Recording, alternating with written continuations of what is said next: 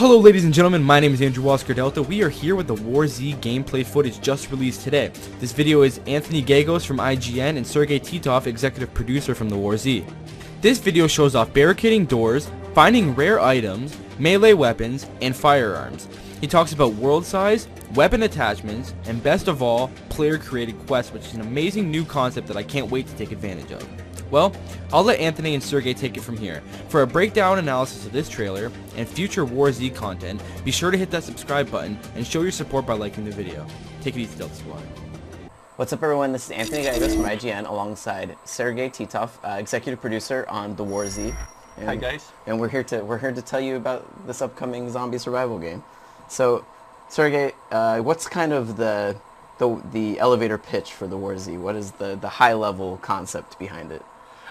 Think of War Z as kind of mix of several genres combined in one game. So it's, if we are talking about like zombie games in general, so think of mix of Left 4 Dead, Dead Island, kind of dayz mod, and Minecraft. Okay, Minecraft is not exactly a zombie game, but that feels. There are zombies in Minecraft. Yeah, there are zombies in Minecraft. So, and that's kind of War Z is a mix of all of those. So you have kind of three pillars of the gameplay for War Z. One is survival and world exploration, so where you get into the world and explore the world. Right, which is what we're kind of hearing. Yeah, that's basically what we are doing right now. The second pillar is social interaction between players and how they collaborate and work in the world together. And the third one is more like what we call the rebuilding society after zombie apocalypse, and basically people and players working on building new society, and whatever it will be, it may be like good, bad, and ugly. So we don't know how it will turn out. So when you drop into the world of the War Z, you kind of are. It takes place in Colorado. This first map that you guys are releasing with. It's we called it internally Colorado, but it's not like 100%. Exactly, it's an interpretation. Yeah.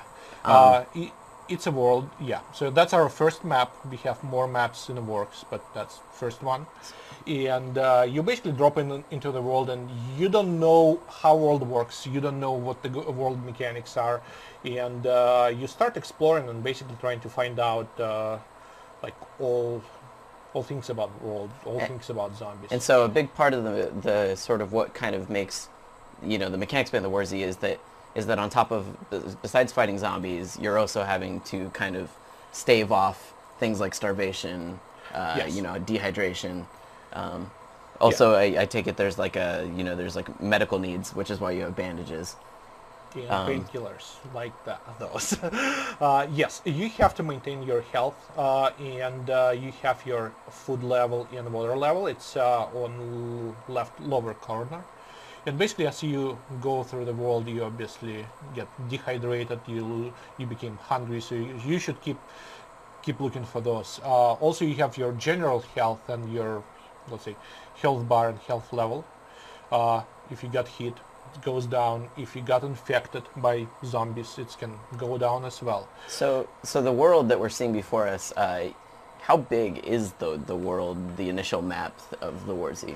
So initial map is about 160 square kilometers. Yeah, that's about 60 to 70 square miles. Okay. So that's about your size, and the vast majority of the world knows kilometers. It's yeah, just yeah, us dummies who don't. So obviously there's a day-night cycle to what's going on. Yeah, right now, so we are kind of like it's dawn of new day, and our day-night cycle is around 4 to 5 hours of real world. So basically, if you're playing the game for like 8 hours straight, you'll get like a couple days in the game. So where do the zombies in the game tend to spawn? Do they tend to spawn around like areas that are necessary, like for supplies, or like how do you encourage players to engage with zombies?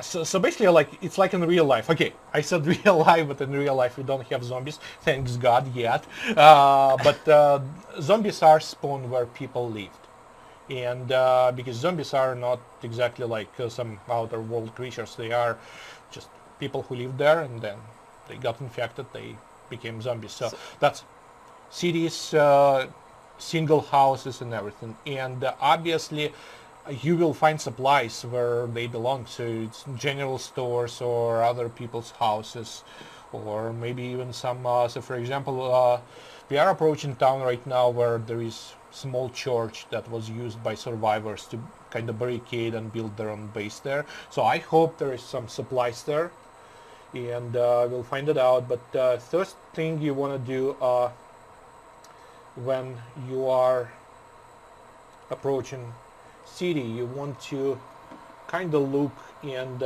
try to kind of scout and see what's around. Scout, see what's going on and what kind of zombies you're probably going to encounter there, because it gives you a lot of information when you're looking at the zombies. Some move faster, some move slower, some just stand still, and by observing how many fast or slower moving zombies there, you can kind of like say, okay, is it a dangerous place for me to go or not? Sure. I think this place, okay, we'll see how it goes. There's a lot of them down there. Yeah. and so the zombies, as far as how they detect you, that's what's up on the upper right hand corner of the screen. Yes.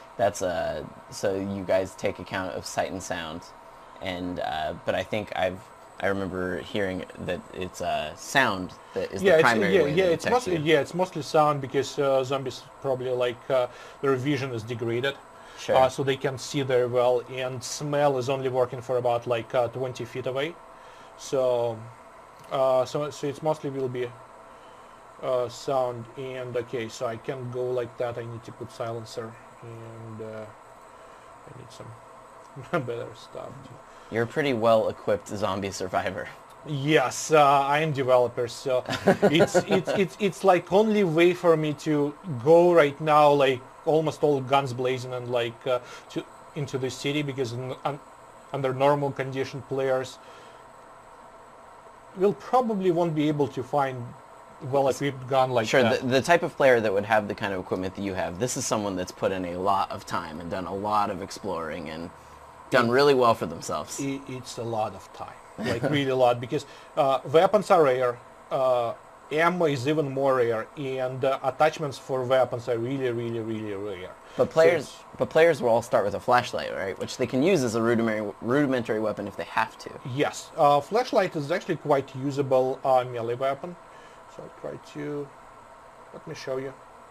I'll try to get closer to that dude from behind. Oh.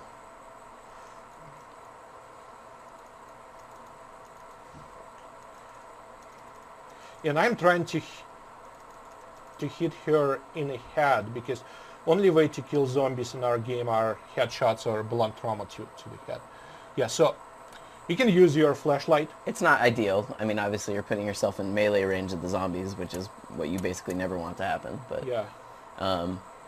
So, as far as you know, the bigger threat, though. I mean, obviously zombies are a big threat in the world, but War Z is a multiplayer game, so the big player interaction is obviously something that you guys want to drive as well, right?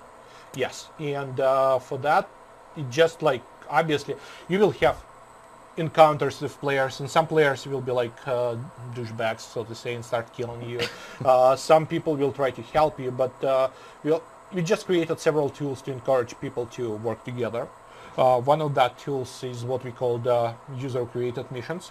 So basically in the game, let me just run away. So in the game, there are no NPCs or NPCs created missions. Yeah. So there are no quests that we created as developers or anything. So all quests that exist in the world are created by players. And players basically can create... Sorry, I'm putting some... Yeah, I was going to say, you can also create barricades. So you'll be safe there. So players can create quests for other players, and they can.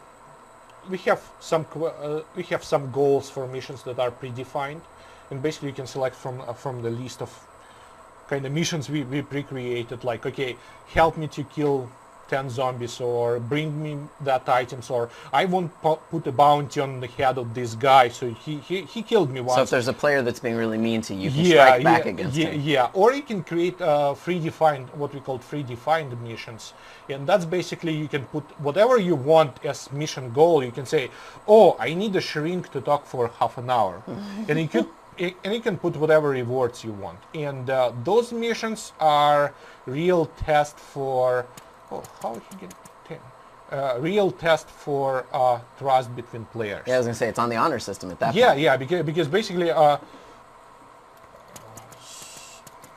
I mean, I will take this time to note that everything that everyone's seeing, this is a pre-alpha build it's pre-alpha of the build. War Z. Yeah. I mean, that's the thing, is that you guys are planning on doing, you don't even have a firm release date for sure, like a wide release date, because from what I understand is October is a target that you guys want to start letting in a small group of people and then grow it out from there. Yeah.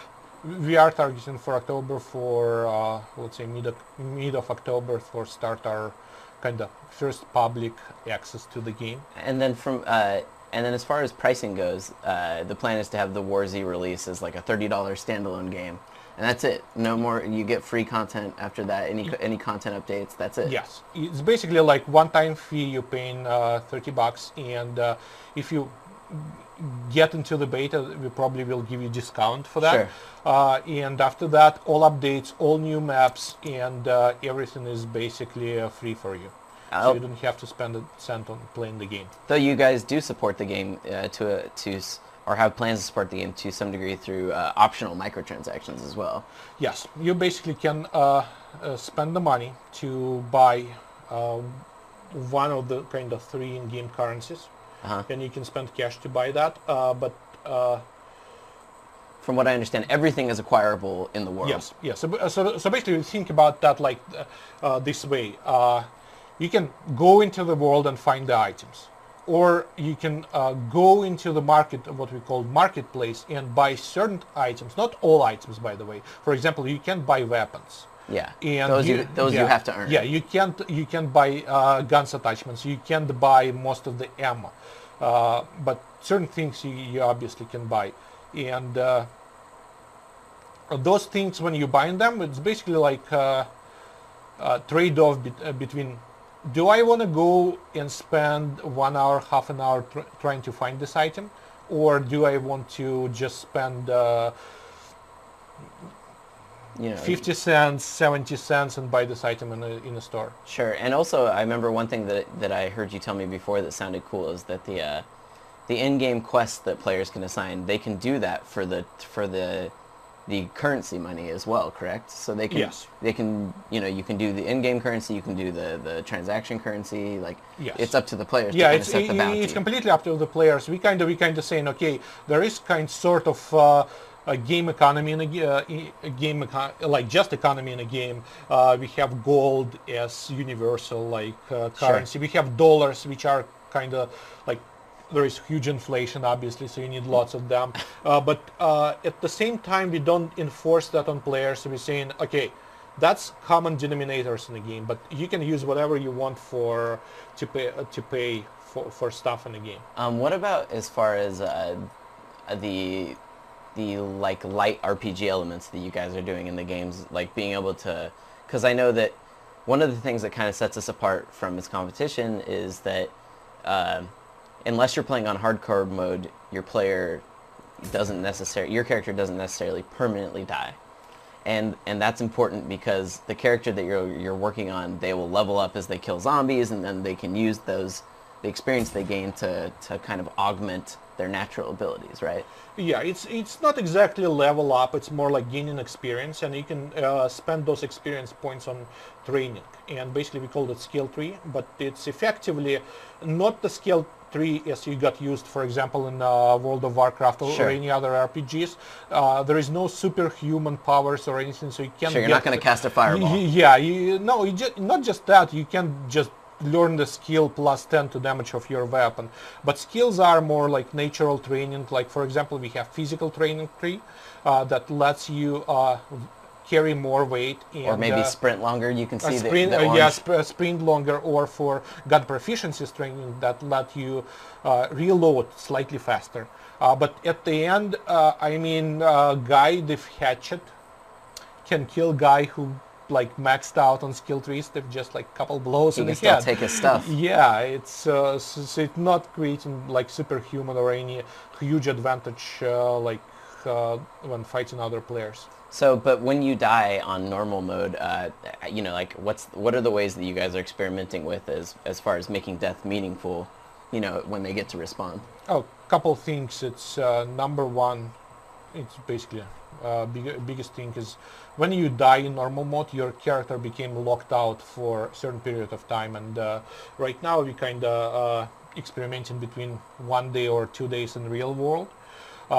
So you won't be able just to play this character for that period of time. Sure. You still have 5 slots. Sure. So you can create 5 characters, but okay, if you like this guy, if he's experienced enough. You could always delete a character too and make room for a new one, but you lose the skills, the experience that you've gained. Plus you lose like all of your perks like leaderboard position and everything. So after the initial release, you know, that you guys are doing in October with a limited release, what are the things that you guys kind of want to work on that you like, where you see WarZ like evolving towards? I know you have to equip things. Don't worry. Probably next biggest thing that is already kind of in the testing, but we will release it shortly after first public release, is what like kind of mode. I wouldn't call it even mode. It's more like a feature. We don't have formal name for it, but we called it for now Stronghold or My Worlds. And that's basically ability for you to create your own small instant world on different, much smaller maps. So it's not this one huge map. It's much smaller maps that are around like 4 square kilometers in size. And those maps ranges from wide variety of environments, like starting of like simple things like cabin in the woods or single house farm, and up to the small town. And what you do in those worlds are completely different. It's like it's up to you what you do in that. It's like we don't enforce whatever why you need that, and that's good thing to create really cool emergent gameplay. As I explained before, we had like guys who sent us email and said, "Oh, can you get alpha access account for my wife?" And we asked like, "Why?" And he said like, "Oh yeah, I'm playing Farmville in WarZ." And we're like, "What do you mean you're playing Farmville?" She's like, "Yeah, my wife, huge Farmville player. She's playing Farmville 2, and I'm playing Farmville 2 right now." And I try to recreate that experience in WarZ. So we have item. It basically looks like a crate, but allows you to grow vegetables. So you need to pour water and everything. So guy is literally build a big farm. So basically you can use these smaller worlds as kind of sanctuaries away from the public areas, and kind of to a limited degree do what you want with it. Exactly. You know, and use it as like a storehouse for all your gear. And, exactly. So outside of that though, I know that you know, you guys created this big open world, and you know, you can have, I know you guys are trying to sort it between like 70 and 100 players to a server, but then you're also going to have the option for players to rent their own servers and kind of run their own private worlds if they want, if they just want to play with their friends, for instance. Yes, for example, you can rent, as I said, smaller worlds, or you can just create your own server, same way you do in any other game like Battlefield or any other, like dayz, for example, too. Yeah. But unlike most of those services, you don't need to create your own. So basically, you don't need to go to services like game servers or i3D or something and create account, enter your credit card, create a server, configure that. We have server rental interface built into the game. So from the game menu, you will be able to rent as many servers as you want. So it's a lot more user friendly. Yeah, it's much more easier for user. As far as pricing and that goes, all that stuff's still being worked out. Yeah. Well, did you have anything else that you wanted to kind of hit upon? I think we hit upon a lot of the major points of what you guys are doing with the WarZ. Yeah, I only want to say thanks for all of our community. We had like really, really good community that really involved in the game, and they basically are a driving force. They driving force for whatever we are doing, and we think that when we release the game, when we launch the game, that's basically for us not just, okay, we made a product, wrap up, sell it, oh cool, profit. No, for us it's just start of longer road together with our fans and our players and our community to make a game that they want to play. So that's kind of a brief overview of the War Z. Just as a reminder, what you're seeing here, this is all pre-alpha gameplay. So there's non-final animations, non-final sounds. All that's still being worked on very lovingly by Sergey and his team. And for a lot more on the War Z, you can keep it locked to IGN.